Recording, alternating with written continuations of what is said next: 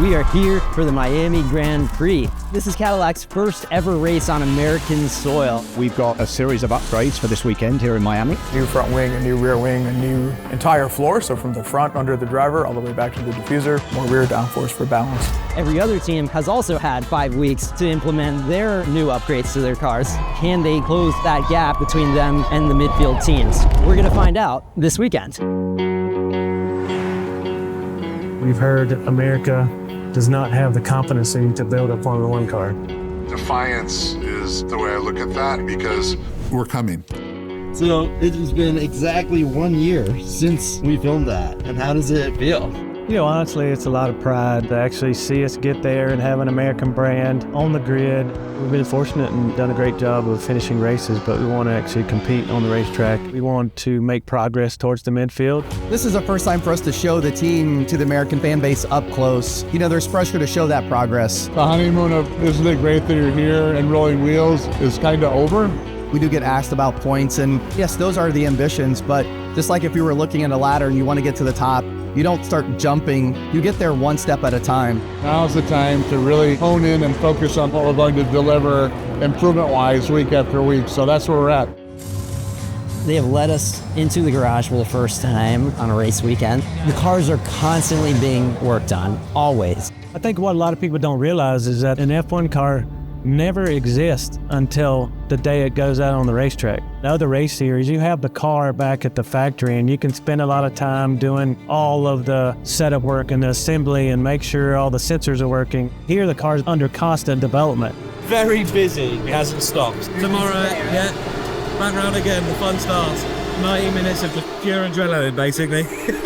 It's quite intense because it's not a normal race weekend, it's a sprint weekend. All the teams are bringing upgrades, right? So we've got upgrades this weekend. They need to test those out. That practice session is the only chance that they get to do it. There's no second chance. We're about halfway through FP1 right now. Shai is going to show me how to actually film some content here. As you can see, it's quite tight here. There's a wall of tires. There's things everywhere. So my job's to stay out of the way.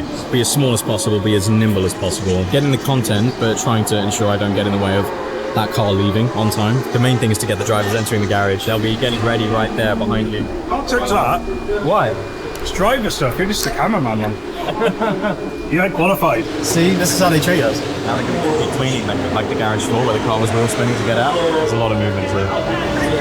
This is the other thing, is like, because it's Miami, it's packed. It's just non-stop. And there's rotation with people. This is busier than normal. It is, for sure. Are there certain people who like to be photographed more? Francis as well. He's one who loves being photographed. He's good for us.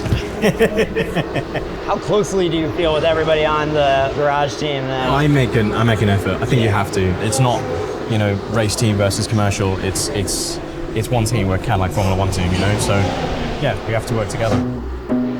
That 90-minute session felt more like 10 minutes. I think there's a huge amount of things we've had to get back up to speed with, but overall we're in a good place going into sprint quali now, so we'll see where we get to on the grid. Formula One is the biggest stage of all, with Cadillac competing at the pinnacle of global motorsports. Being able to perform at the weekend, being able to perform in terms of Formula One, it's really good in terms of the momentum that will bring to Cadillac. That's a big part of wanting to be part of this as well, is the big rebirth of Cadillac. 1, 2, 3. Cadillac! This is real old school. You can't find out like this no more. They have all their Cadillac cars on display, from old to the new. We have a Celeste behind us. One of the things we're exciting, we're going to be able to give you just a quick sneak peek, but the Cadillac CT5 Blackwing, we're doing a F1 Collector's Edition. If you looked at Formula One, it's there for the motorsports pedigree, but we need to be able to amplify that and we need to be able to use it for business benefit as well. Engineers who go into our motorsports teams, they learn the value of super quick iteration, development tools and processes that heavily leverage virtual tools, the value of weight and aero, and then they bring that back into the rest of global product, into our production programs. We'll be sharing more about this vehicle over the weekend. It will be on the track, it'll be on display, and we're really proud of the partnership. We had a bit of an issue with the weight bridge. They called us in, and then coming back to the garage, we had a bit of a fuss with the battery of the engine, and that's why it took us longer than we wanted, and then we lost the second run. We're feeling progress, we're seeing progress, so we just need to keep going, and tomorrow's a new day.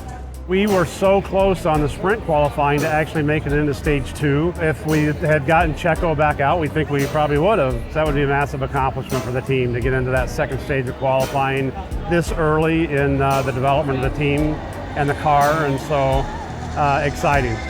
Yesterday was so frustrating and motivating at the same time. We worked really hard over the break to bring these upgrades. Are they giving us what we thought we would get? The answer is yes. Execution wasn't where we want, so that's the frustrating part. But the motivating part is the performance is there. Now it's up to the team to extract that performance. So for the race team, the prime part of our role really is the reliability side of things, and it comes down to everyone because any small thing can affect reliability. Lap time comes with that as well. If we build the cars as per design intent, then the lap time comes by the car being built as designed. Now we're just going to prepare everything for the quali race. Where do you get the setup instructions from? Carlo. So Checo's race engineer. Yeah. So at the minute, the only instructions that we've got on there are like the front wing angles. The main wing, we set at 18.75. The spare one is a bit more because if we had to change wing during the race, the car's going to be not as heavy because you burn more fuel.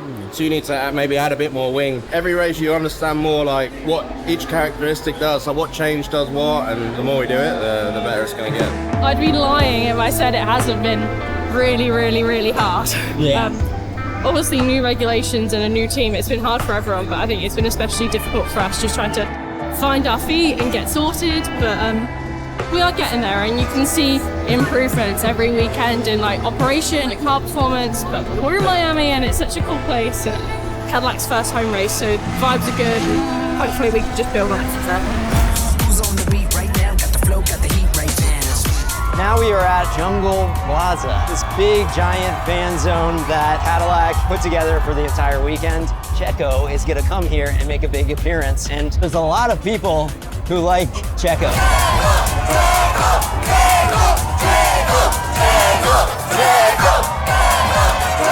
Did you see the queue outside? It's going. It's insane, dude.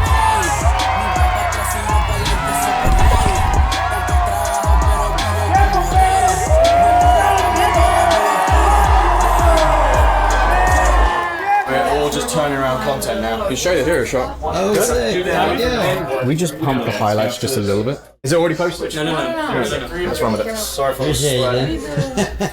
So now the race has been brought forward. 6 a.m. lead. Okay. See you there. About the race. Miami Grand Prix. We got rain, potentially. It'd be good for us to get a rain race in to learn. So there's always opportunity. That's our biggest worry. So, fingers crossed. I'm hopeful. Yeah, just going to keep learning, making progress. Could have been a very different story if there'd been a bit of rain, but... Now it just started raining, by the way. It started raining, that normally happens. Well, it was good to be doing a bit of racing. You could see that Sergio enjoyed it. Getting the tyres to work here has been the real challenge. Better performance on the medium tyre. So at the start of the race, ahead of the Astons. Later on the hard tyre, we struggled a little bit. We had a bit of degradation. That let Alonso past right at the end. So that might be something we look at in the sim. But another 2-car finish, more data, lots to learn from. So we'll push forward.